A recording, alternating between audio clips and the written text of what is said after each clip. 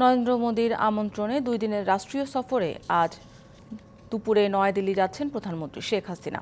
BJP নেতৃত্বাধীন জোট টানা তৃতীয়বারের মতো সরকার গঠনের পর ভারতে কোনো সরকার প্রধানের এটি প্রথম দ্বিপাক্ষিক সফর। এই সফরে বেশ কিছু চুক্তি ও সমঝোতা স্মারক সই হতে পারে।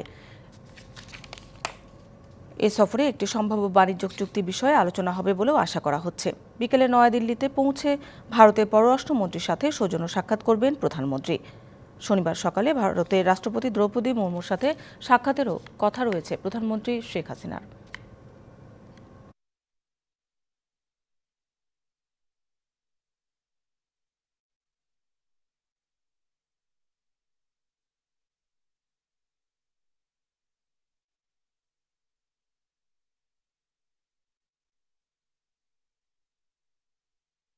নগদের কাছে সব গ্রাহকই প্রিয়, তাই তো সারা দেশে ক্যাশ আউট চার্জ সবচেয়ে কম।